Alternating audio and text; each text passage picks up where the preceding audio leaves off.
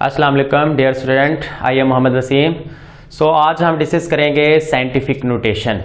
तो सबसे पहले हम साइंटिफिक नोटेशन की डेफिनेशन को डिस्कस करेंगे और उसके बाद हम ये डिस्कस करेंगे कि ये साइंटिफिक नोटेशन जो है ये लार्ज और स्मॉल वैल्यूज़ को किस तरह से जो है हम 10 की पावर में जो है एक्सप्रेस करते हैं। मतलब एक हमारे पास वैल्यू बहुत लार्ज आ जाती है और यहाँ एक वैल्यू बहुत स्मॉल आ जाती है, तो उसको हमने इजी वे में किस तरह डिस्कस करना है ताकि हमारे लिए पढ़ना जो है वो आसान हो जाए। तो सबसे पहले हम इसकी डेफिनेशन करते हैं साइंटिफिक नोटेशन की। कि साइंटिफिक नोटेशन में इसकी डेफिनेशन है जी, हमने कोई भी नंबर होगा उसको एक्सप्रेस करना है सम पावर ऑफ 10 की पावर में हमने उसको जो है वो एक्सप्रेस करना है।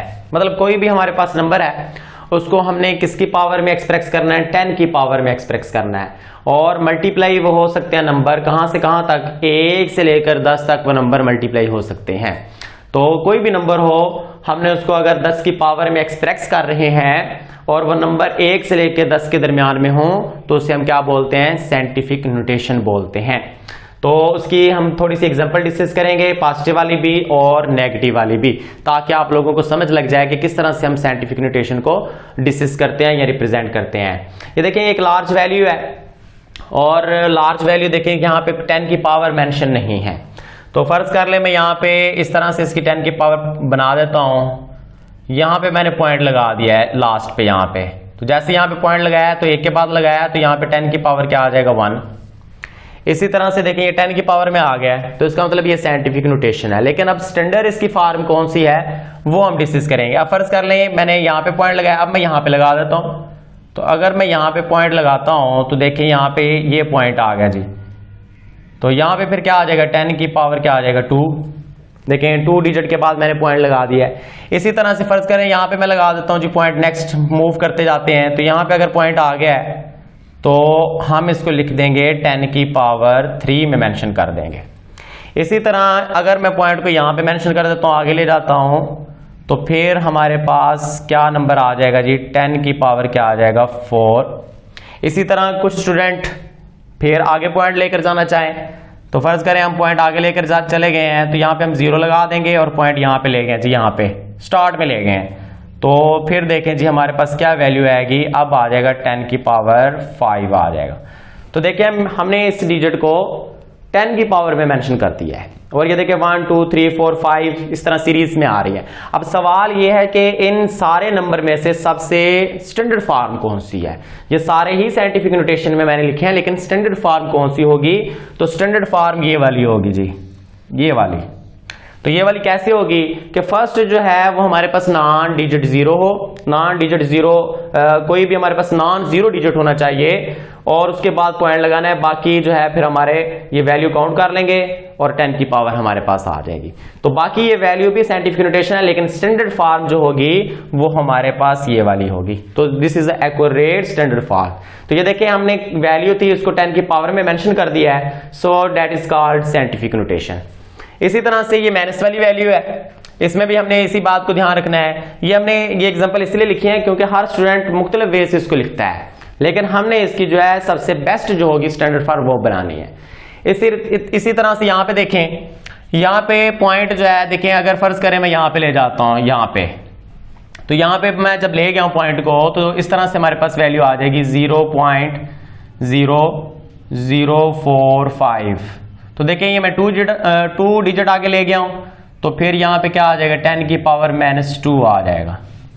तो अगर हमारे पास ऑलरेडी पॉइंट हो उसको आगे मूव करवा रहे हो तो फिर हमारी वैल्यू जो है वो माइनस में आएगी।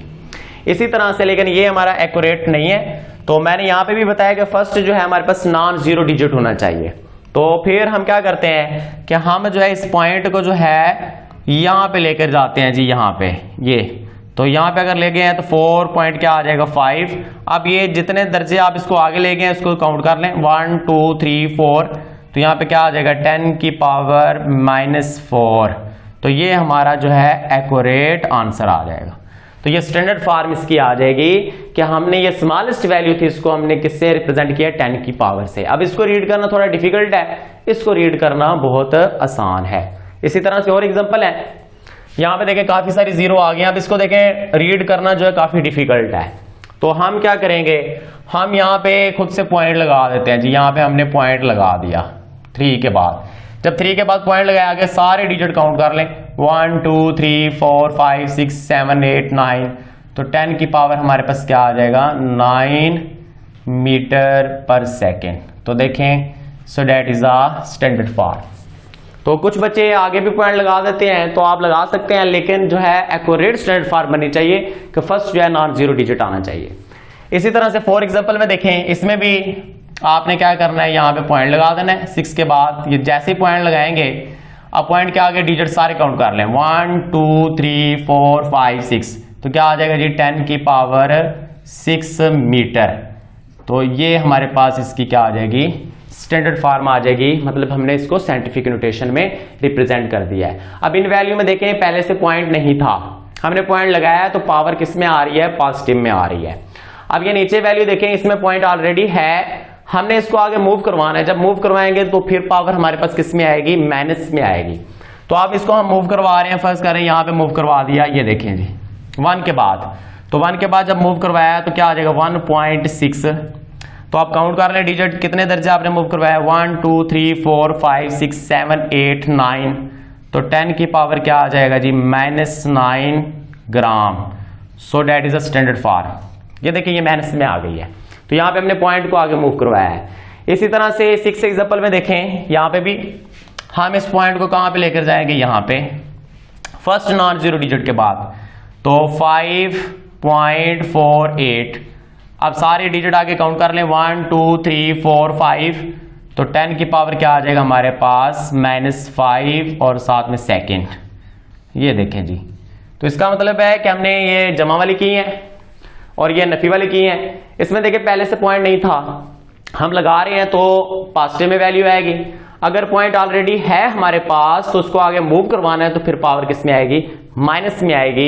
तो ये पॉजिटिव वाली वैल्यू है हमारे पास है और ये हमारे पास कौन सी है नेगेटिव वाली वैल्यू है। हमने इसको सिर्फ किस में रिप्रेजेंट करना है, सिर्फ स्टैंडर्ड फॉर्म में रिप्रेजेंट करवाना है। तो आज का हमारा टॉपिक था साइंटिफिक नोटेशन। इसमें हमने वेरी लार्ज और स्मॉल वैल्यू को क्या किया है, बिल्कुल स्मॉलेस्ट डिजिट में कन्वर्ट किया ताकि उसको पढ़ना क्या हो जाए आसान हो जाए।